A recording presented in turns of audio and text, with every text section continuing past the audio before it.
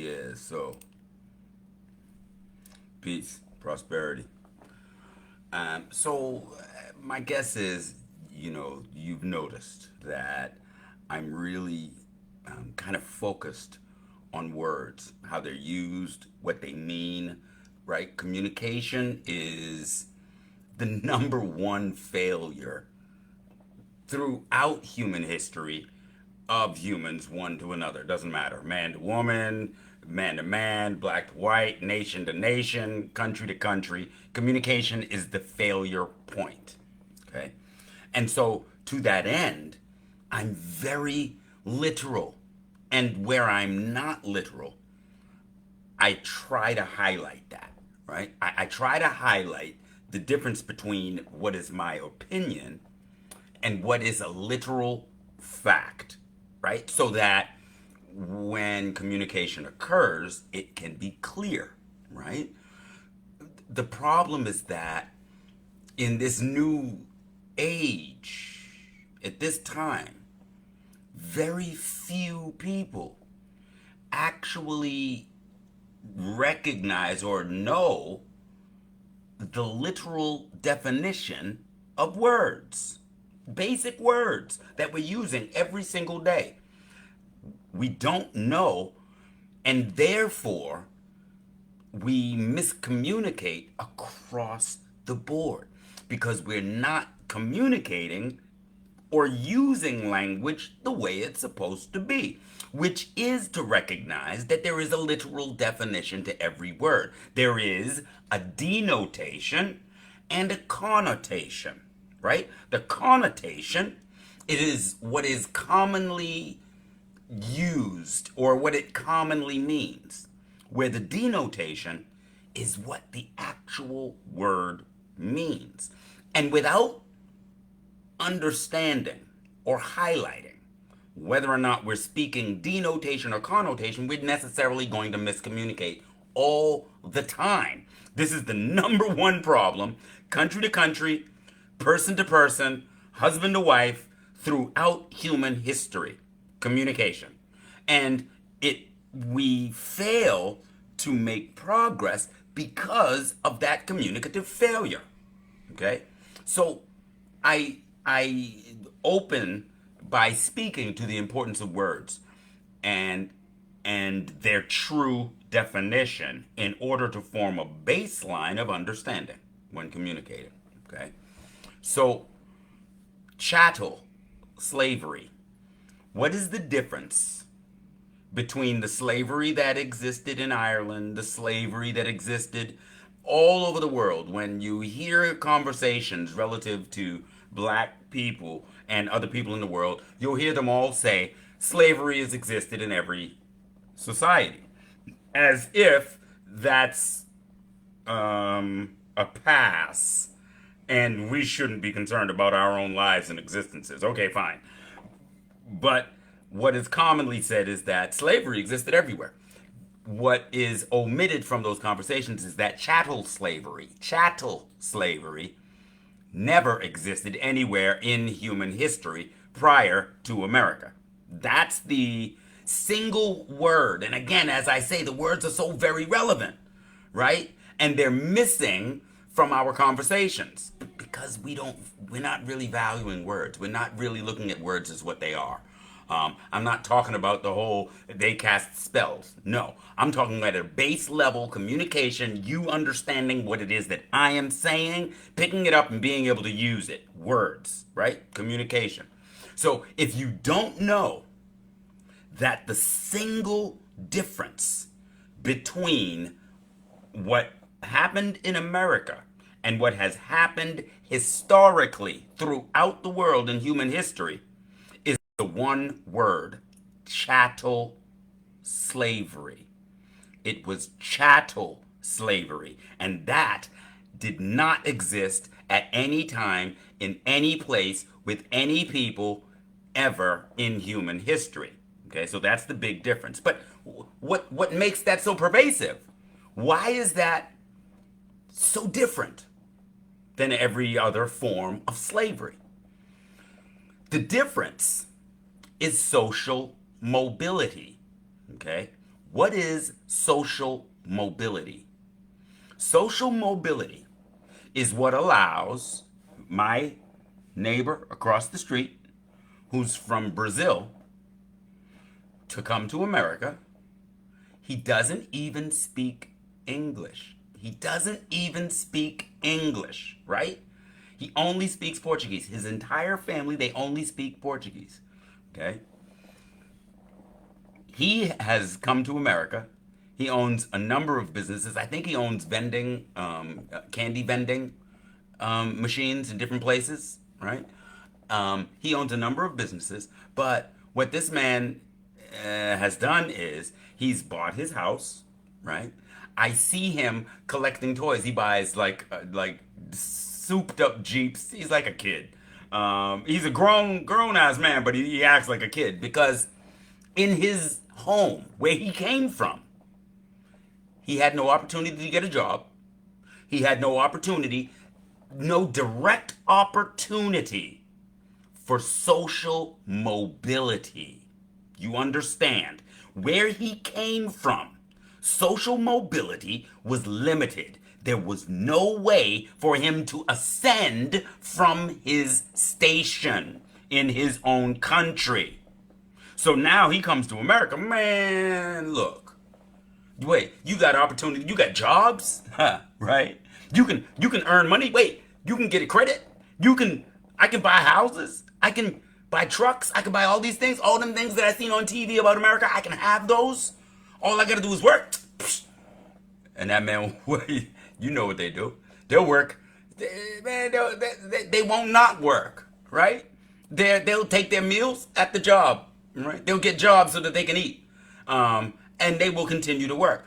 Well, again, you have to understand, this is what America has promised every people that have ever come to America. Social mobility, right? Social mobility, where in their countries or wherever they came from, there was a limit as it relates to how far they could ascend from their station, right? And that this is true across the planet. Look in Africa. Look well, China's not in the same boat anymore. But you look around the world and you see the people that are coming here from these different countries, from El Salvador, from Nicaragua, from all of these different countries, from all over the world, right? Look at their standard of living and the way that they live there. There is not an abundance of jobs like they have here. There's no bridges and roads projects like they have here. There's no public education like you have here. There's no centralized water and sanitation and none of those things exist, right? So where they are from, there is no social mobility. They cannot ascend the social ladder. So when they come to America, it's the land of opportunity. It is a dream come true because now they have access to social mobility. Now, why do I mention social mobility in this conversation? Because that is the difference between chattel slavery and every other form of slavery. The restriction of social mobility. So while we're walking around talking about we're free, we're walking around celebrating Juneteenth and we're doing these different things, right? We're failing to recognize the literal definitions of specific words. So we'll say things that sound sound like they're correct, and everybody else says it, right? Everybody says you're free, so we must be free, right? But nobody looks at the definition of the word free to see whether or not that matches up. Furthermore, the difference between slavery everywhere else in human history at every time and every people, the difference between that slavery and chattel slavery is social mobility. Now, every immigrant that has come into America has come to take advantage of the social mobility opportunities. They didn't want to live the same way their father and his father and his father and his father did. They wanted to ascend a social scale. Every immigrant group that came into America for 400 years came for social mobility, okay? To ascend the social ladder. Now, that opportunity was offered to every immigrant that has ever come into America. It was built on the suppression of social mobility for you. In your family, you could never ascend the social ladder. Why? Because O'Grady could change his hair color and change the way he spoke, and he blended into this newly created group called white. And the Scots could change their hair color and could change their name and the way that they spoke. And all of the other people around the world, all of these European groups around the world could blend in and find a way to blend in. You can't, right? You can't. And so your blackness became the litmus whereby social mobility would be restricted. You couldn't fake it. You couldn't shake it off. You couldn't do anything. It would be the litmus used to limit your social mobility. And it has persisted from when the system was built to today. You still do not have social mobility. Where the immigrant that has just come from Brazil, who his great-grandfather didn't fight in the Revolutionary War like mine. His great-great-great-grandfather didn't fight in the War of 1812 like mine. But he's been here 5, 10 years. And the social mobility that he enjoys and has enjoyed is remarkable. I don't begrudge that man. I'm not mad at that man for what he did. I know that this is what America was. America signed him up for slavery. And because in his country he had no social mobility, he's happy to have that. America says that I'm going to squeeze you. I'm going to tax you, right? You can buy a house, absolutely, but I'm going to tax you. And he says, fine, because back in my home, I couldn't do this, right? If you buy a car, the United States of America says, I'm going to pimp you. I'm going to pimp you. This is what America's contract says. I'm going to squeeze you. And the majority of the immigrants coming from another country, it is still a better deal and a better future potential than what they had in their own country. So they are grateful. It is the land of opportunity to them. But it is a very different perspective from you who has had social mobility restricted. So you don't ascend as quickly as that one first day immigrant. He'd been here. He just got off the boat.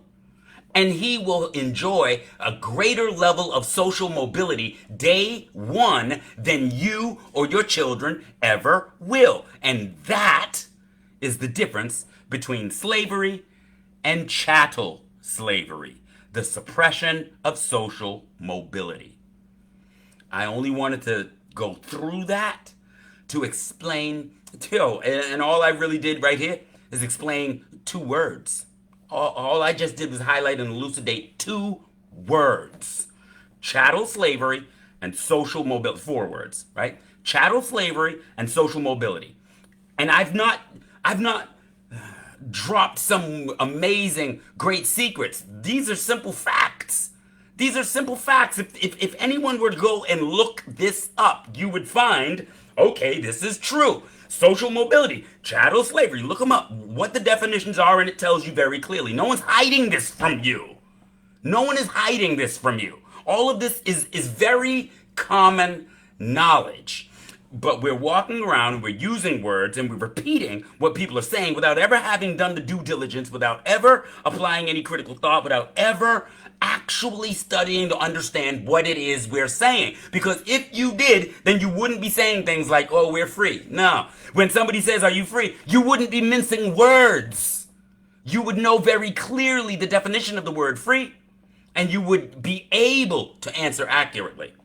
When you use the word culture, you'd be able to understand how ridiculous we sound, pitching everything on this great big fence post called culture. Culture is your artistic expression. Leave it alone. Man up. Tell me more about your warfare. versus the colors you think are cute. I don't give a damn about your culture. Tell me about your manhood. Tell me about your womanhood. Your culture means nothing. It's something that you sell. It's trinkets that you might sell on the beach. It means nothing. Stop acting like it's everything, right? Stop acting like it's everything. Look up words, understand their definitions, and when you speak, speak intelligently with clear understanding of the words that you are using, what they mean, what you are expressing to the world, because it matters. It matters. You're walking around telling everybody you're free, and it therefore keeps you from ever being it. You hear me? You're telling the world you got this when in fact you don't, which makes it almost impossible for you to later on say, wait a minute, I didn't have that, even though I said I did. So again, I'm going to ask you to study words. I highlighted 4: chattel slavery and social mobility, and how those play out differently for a person who has just come to this country versus you who have been here for 400 years. Social mobility, same thing, 2 different applications. So all I wanted to do was just highlight that real quick. Holla at y'all. Elucidate it. All right? So peace, y'all. Hopefully you can use it. Hopefully it highlights something or provides direction. Again, I would encourage you. If you I'm very old. One of the when I was young, reading the dictionary was that was a part of our upbringing, right? So the things that you later on read in the autobiography of Malcolm X, this is how we grew up, right? I would highly encourage you to read the dictionary, so that when you're using words, you recognize that there is a connotation and a denotation to every word. And when you speak, you can let people know I'm speaking from my opinion and not the literal definition of this word, because they're 2 different things most commonly. Okay? So I'm really highlighting the words and the importance of them and their utilization. Okay? Peace. Y'all be well.